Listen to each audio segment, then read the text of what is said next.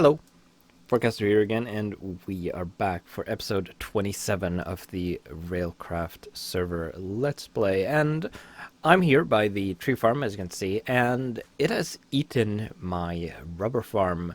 It seems that I managed to somehow accidentally flip the lever that was keeping the tree farm, the arboretum, off. And I came here to find that it had eaten most of the rubber trees, and it actually collected the logs. They're in the system down there. But for some reason it left these three, which I doubt were the only ones with rubber spots. So I'm not sure why it left them. So this is kind of unfortunate. But I suppose it leads into me building another farm, which I would want to do anyway. And I'm going to put it over here to keep the pattern up without having to clear these trees and this hill here. Maybe I'll put one here later on for other purposes. But I'm going to take this opportunity as well to make... I'm going to have this farm, one side where it was going to be the rubber plantation. Another is going to be a sugarcane farm, and one is probably going to be a mushroom farm. I might make two sides rubber plantations to increase scrap output. But we're going to do that in another episode because I have something else planned for this one. So, a while ago, I talked about wanting to automate my reactor, and I also said that I needed more time to work on that, and time has passed, and I have worked on that. So, we are going to say hello to a new member of our team, so to speak. So down here, say hello to E.V.E, as you can see down in the bottom right there. When you make a robot, it gets a random name. This one is named E.V.E. So, this is my reactor, of course. It produces power. It's currently run out. I'm running it off of Mox fuel now. And as I've learned, when you reprocess Mox fuel in the thermal centrifuge, you actually get all of the plutonium back, which I didn't know. For some reason, I assumed that you got less back than you put in, but you actually get slightly more out. As you can see, you still get a tiny pile of plutonium for each rod, same as with the uranium fuel rods. But you also get all the plutonium back you put into each rod. You also get some iron back. Actually, you get all the iron back, because this would have cost 3 plates, 2 for the rods, and then 1 for the connecting them into a dual rod. So that's nice. So with the Mox fuel, you can... All you need to recreate the rods is to put more uranium-238 in, which you get an abundance of when you mine uranium and process uranium, because the tiny piles of uranium you need to make the uranium fuel rods, or the enriched uranium fuel, you get much less of that than the uranium-238. Unfortunately, the Mox fuel rods have half the lifetime of the uranium fuel rods. The uranium fuel rods have 20,000 durability, and the Mox fuel rods have 10,000 durability, so exactly half. Which means that you need to replace them twice as often. So, to solve that issue, I've created E.V.E here. Now, Eve has a number of upgrades, and as you can see, she has a crafting upgrade. She has an inventory upgrade. She also has a redstone card. Actually, one second. Let's see. Going to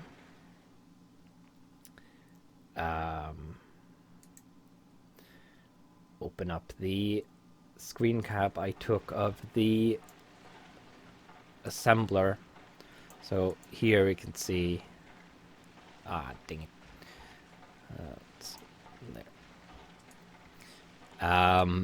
Here we can see that I used a tier 2 case, tier 1 screen keyboard. There's a tier 1 CPU. She doesn't have a tier 2.5 RAM card. She actually has 2 tier 2 RAM cards, I believe. A tier 1 graphics card, redstone card, tier 1 hard drive, the BIOS card, of course, crafting upgrade, inventory controller. She does not have a sign upgrade, nor does she have any upgrade containers, because I didn't feel like putting those in, although I planned to. So that's the build. And I've written a program, which is what took most time, of course, that can use this setup to refuel the reactor.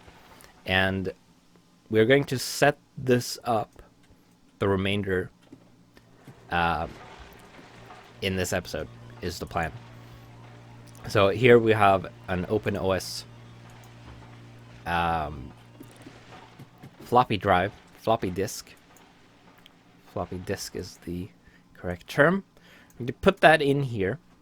We're going to boot up Eve. There we go. I was afraid something had gone wrong there, that I'd forgotten to put the screen in or something, but nope, that's fine. We're going to install OpenOS. So we're going to type install, because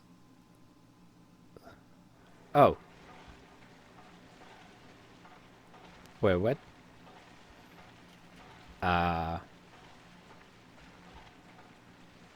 What? Why do I have the option to install a robot? Never seen that before. Anyway, while that is going on, we are running out of power because the reactor is not producing anything, of course.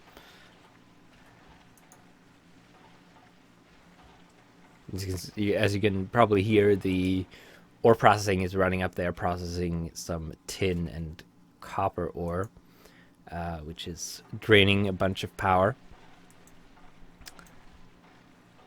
No real hurry yet, though, of course, because we have plenty of power here. We have a bunch up here, and if I really need to, I can engage the windmill, the wind turbine upstairs, to give me some extra power. So now installation is complete. We can take this out. We don't need that anymore.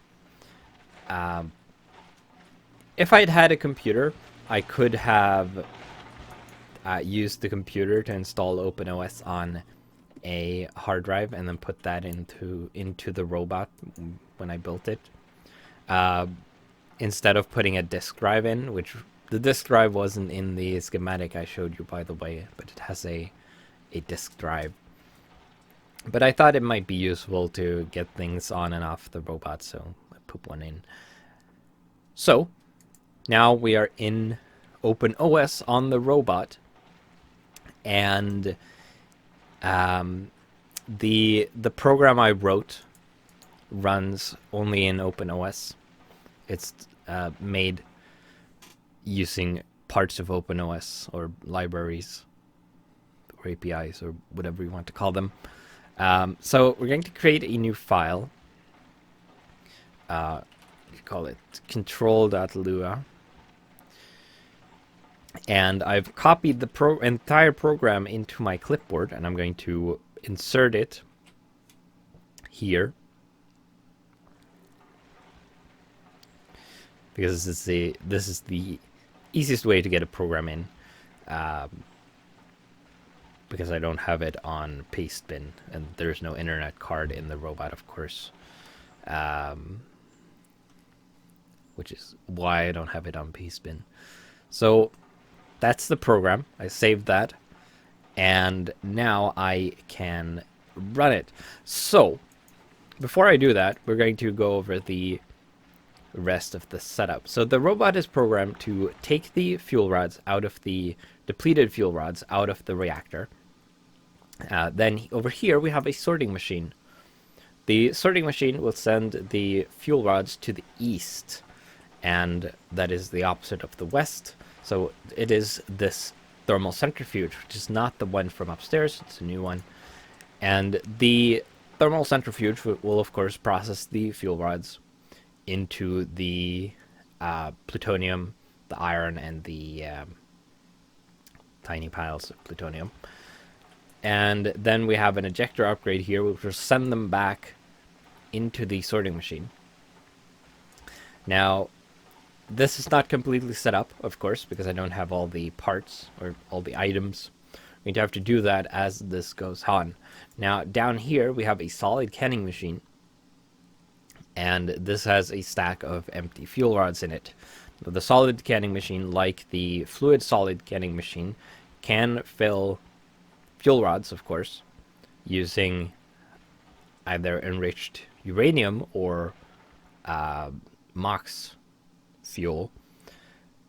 So that's what this will do. Then we have an ejector upgrade, which outputs the filled fuel rods back up. And the robot will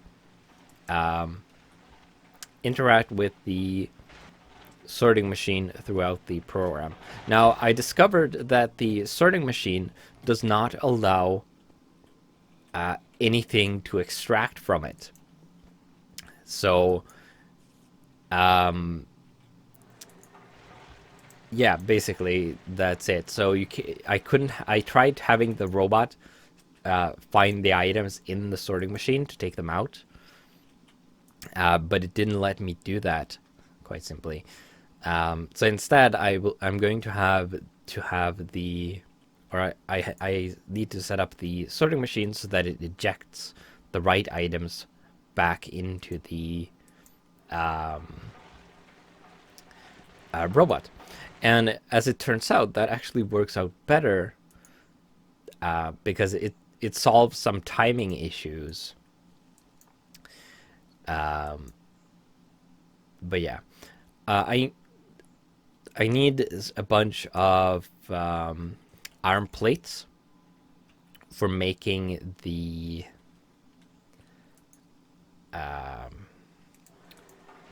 for crafting the rods together. Oh, actually, I am going to need to do make a couple of adjustments to the program, because it's currently designed for 4 dual rods, but I only have 3 still. So I'm going to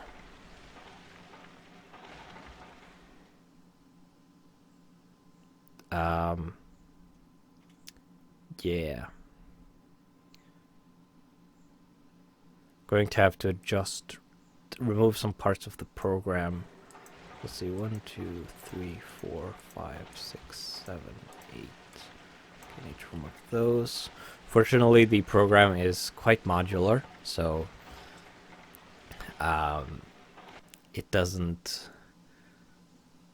it's not particularly complicated to adjust it.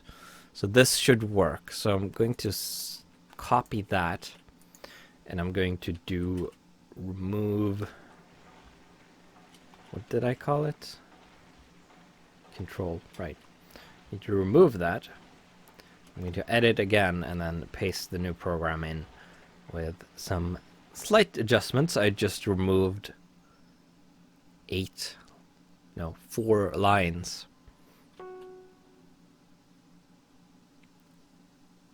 What? Ding? What went ding? Was that?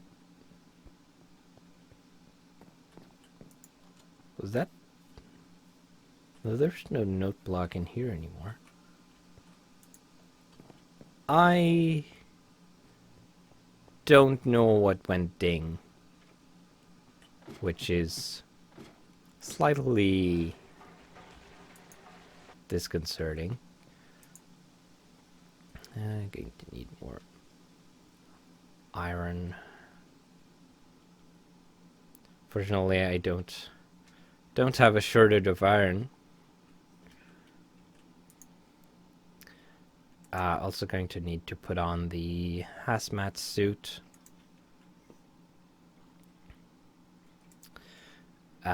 Which I should probably do now before I forget. Right, so we should be just about ready to start the program. Just need to heat up a bit. And it's basically the entire refueling process automated. It's kind of slowed by the speed of the machines, of course. They are the biggest bottleneck, but you can alleviate that with overclockers, of course. All right. So let's start the program. It should run part way at the very least. So let's start control.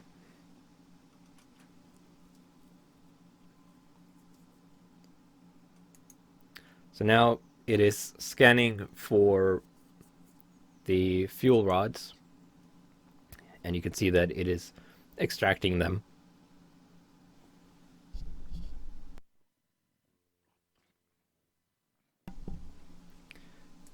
And then it turns around and it's going to put them in the sorting machine, which sends them into here.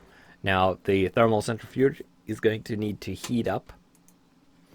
And I could of course have this powered by redstone to keep it running at all times, but since this process is completely automated, I don't really see the need to do that. Although I could have had it heated up. Probably should have had it heated up for this demonstration at least, but oh well.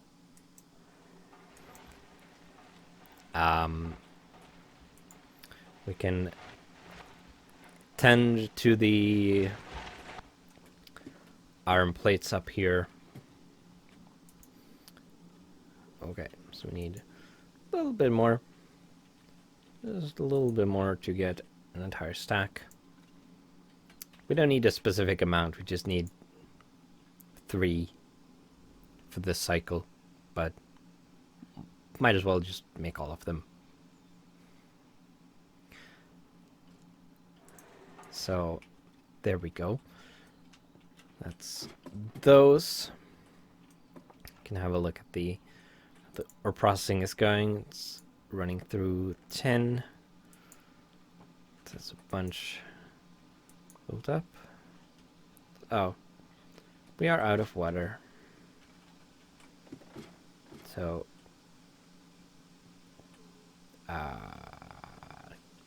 don't. Oh, well, I fell down anyway, so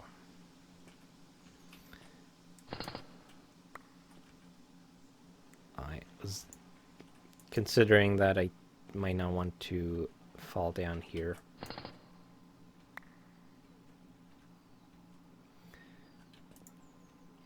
Okay, so now this should be working again. isn't it? Huh.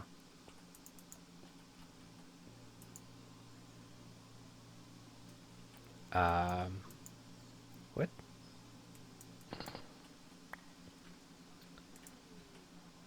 I don't know what's happening. Okay. You can be there. Remain there for now. Okay, so ore processing is being held up by no water. I'll solve that later, I guess. This is still heating up. I'm going to cut out waiting for this to heat up, so I'll be back once this has started processing the rods. As you can see, the program scans for an item specified, and it scans the inventory in front of it. And if it doesn't find the item, it will hold for 10 seconds and then do another scan. Unless I've specified that it should, that the item is not required, then it will ignore that scan and proceed with the program. But yeah, so I'll be right back.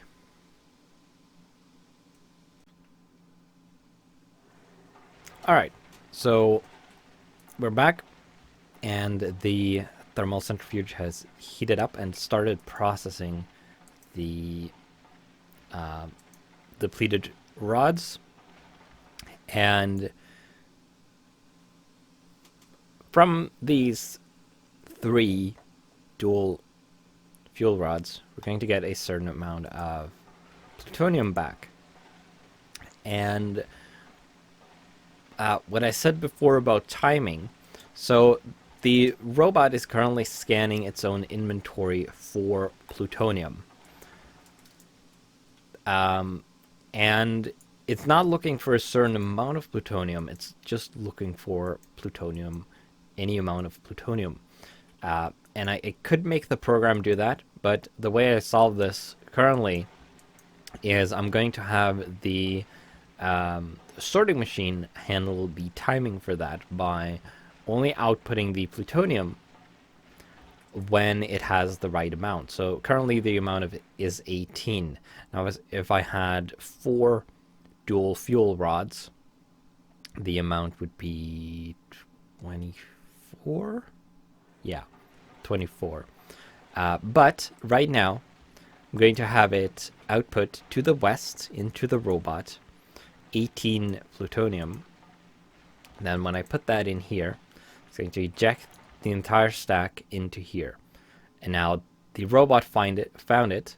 So it's now going to proceed with the program, which is the crafting part. So it's going to use this 3x3 part of the inventory here to lay out the recipe for MOX nuclear fuel. And you can see it crafts them one by one. Potential improvement I could make is to have it try to craft as many as it can to lay out multiple items in the grid. If it can, to craft multiples of these at a time instead of one. But I may do that in the future. It doesn't really matter all that much. Because it will do this on its own. I usually will not have to wait for it to do its thing. But yeah, so it's going to craft 8 of these normally. Now it's going to craft 6. And as you can see, it takes uranium-238 from its inventory, and it takes the plutonium from its inventory. And the items don't have any order they need to be in. It just it scans its inventory each time, and then when it finds the item it needs, it moves it to where it needs to go. So the only rule is that you can't put anything in this 3x3 grid, or this slot here, which is the output for the recipes.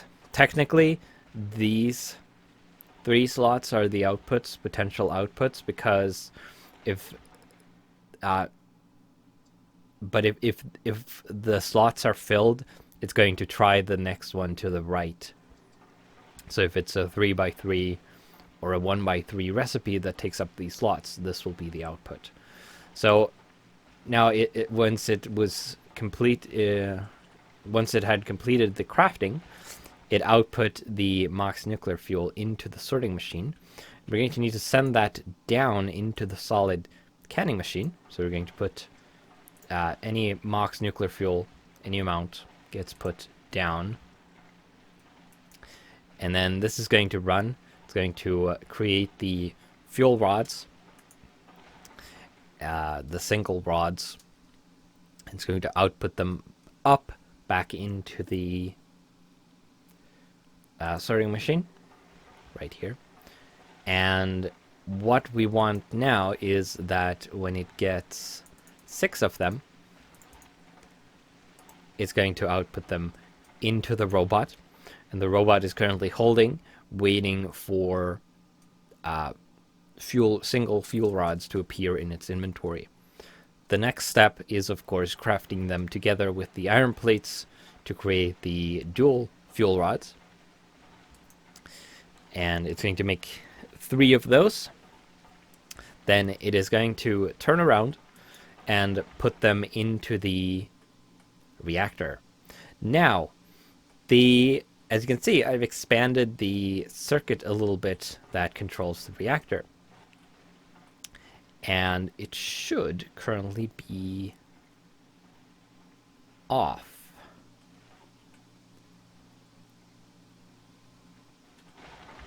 Actually, it should currently be on.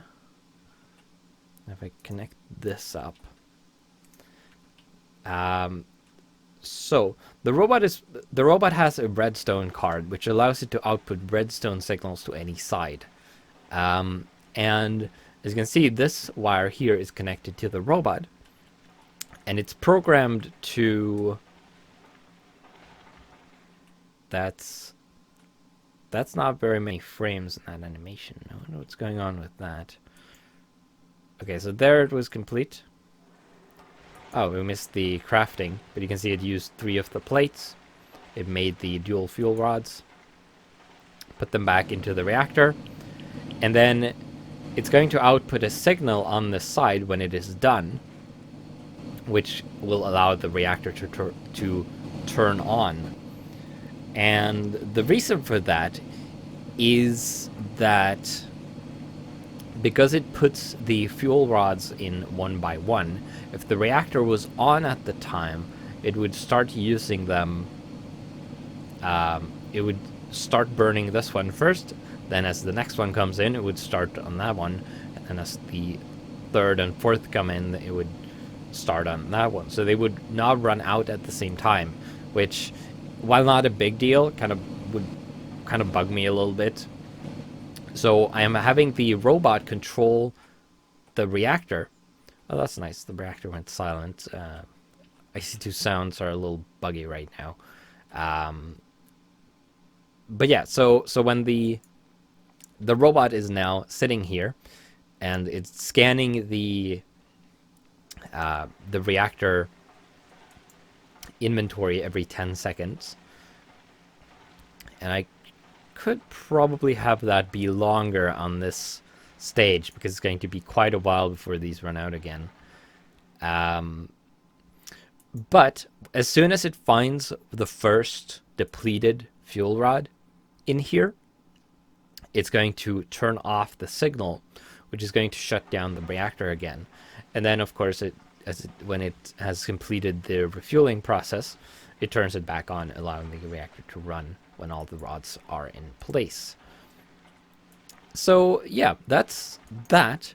We are almost at the end of the episode, but before we end it, I'm going to look over the program. I'm going to show off some bits of it and tell you in broad strokes how it works. And yeah, so if you're not interested in that, you can shut off the video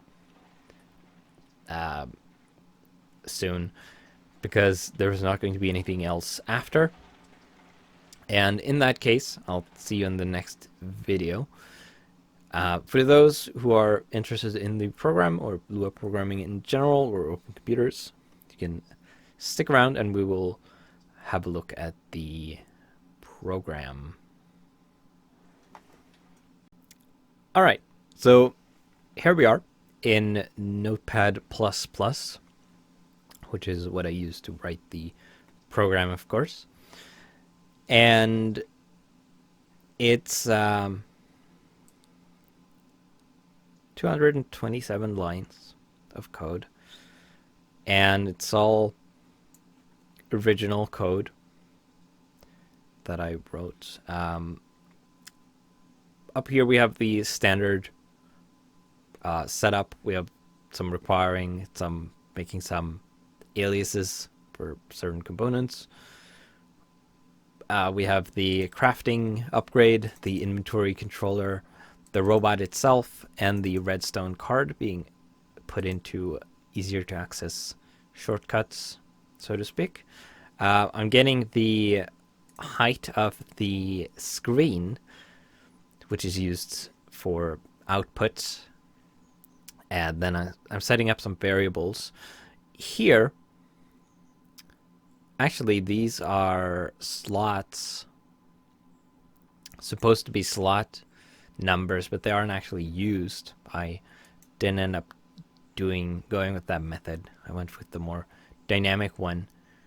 But yeah, let's see. So these are item names, of course, of items used for searching. So it's kind of like they're like references. I use them when defining recipes. As you can see here, I have two recipes defined. One for the enriched mox fuel, which uses uranium-238 and plutonium. So I have defined up here, so I'm just referencing them. Makes things a little neater.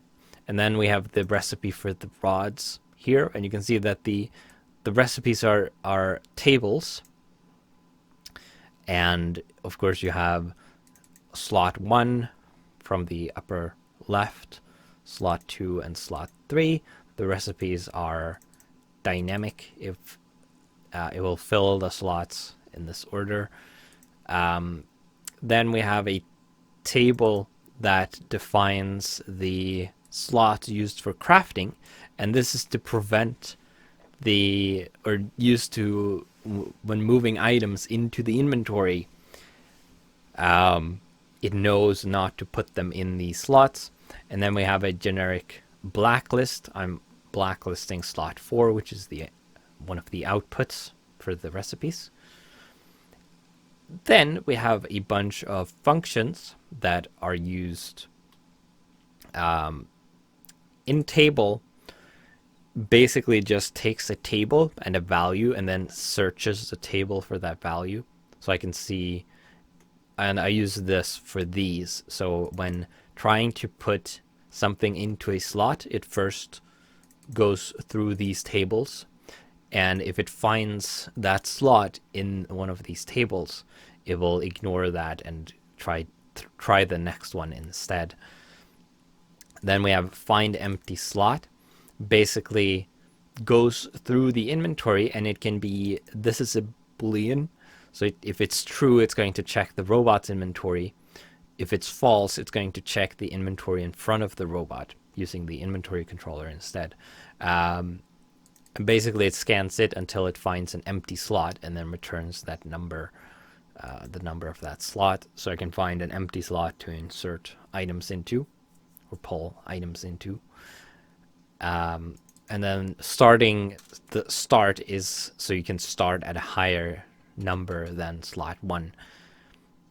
Craft is a function that will craft one of these. It takes one of these recipes, it takes a table basically, and then it will craft that item. It will try to craft that recipe. Basically, it moves all the items into the correct crafting slot and then calls the crafting upgrade to try to combine them. It can, of course, fail if the recipe is invalid. It will not craft if it doesn't find all the items. When it scans for items, each item is required. So it will, if it, for example, has run out of uranium-238, it will just keep waiting for more uranium-238 to be put in before it proceeds. And then we have move item, which is used by find and move 2. This is basically an unconditional move. It will move from this slot to this slot this amount, and then internals is again a boolean, which controls if it tries to do it within the robot or on the external inventory.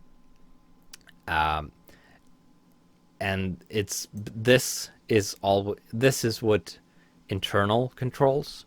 2 is always internal, I believe. Yeah, or maybe I don't quite remember actually. Anyway, find and move takes an item name, which is one of these, and then tries to move that to the target slot. And this amount, internal or external, and then repeat until success is a boolean, and if it is false, it will try to find that item, and if it doesn't, it will ignore it and move on to the next line.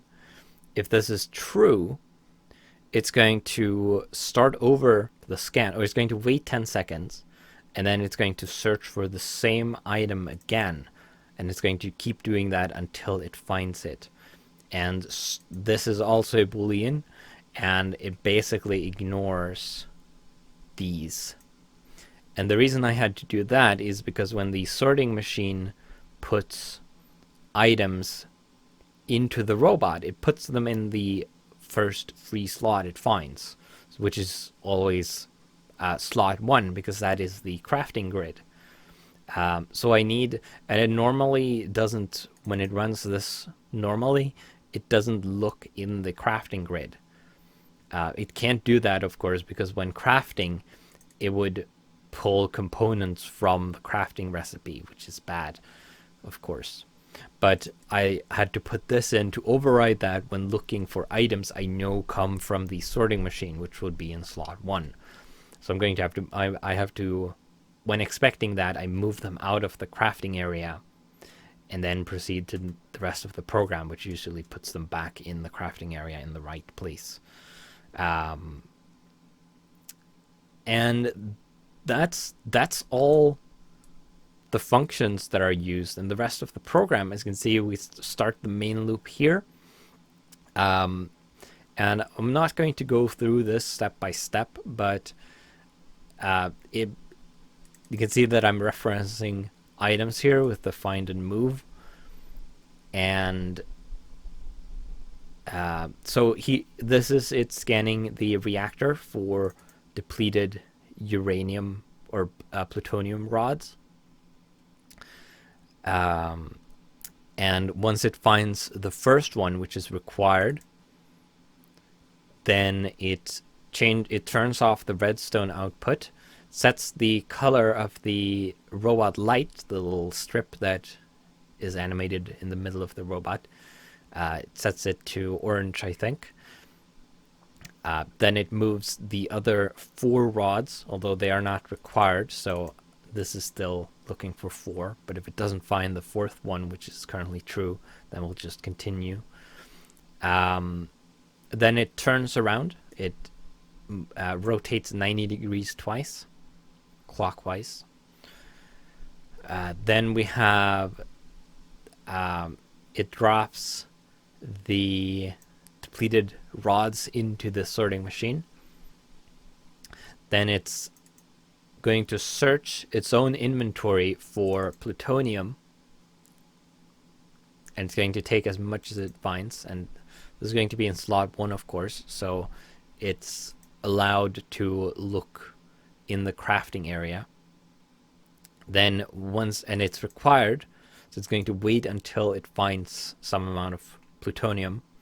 Once it does, it's going to start crafting enriched plutonium, or plutonium nuclear fuel, I think it's called, the actual item. And currently, as you can see, it makes 6 of these. Then when I have enough to make all of the rods, I can just add 2 lines like that, which is how it looked before I made the adjustment. Then it drops, once that is done, it drops all of them into the sorting machine to be filled into the fuel rods. Then it scans its inventory for the fuel rods. Once again, it is allowed to look in the crafting grid because they will be coming from the sorting machine. It will wait until it finds them. Then it's going to craft 3 sets of dual fuel rods. Normally it will look like this, of course.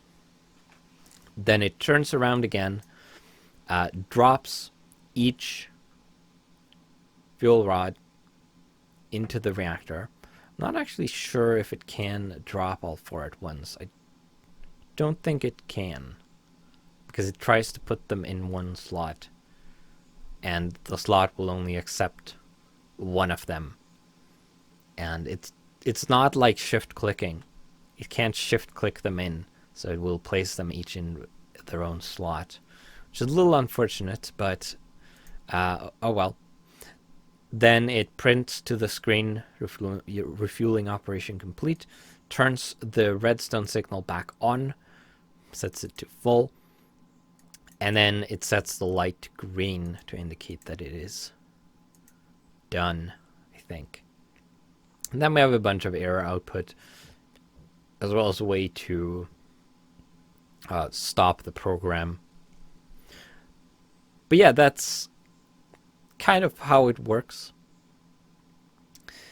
I have a bunch of ideas for improvements I could make to this, which I may do at some point, but it should be working now like this.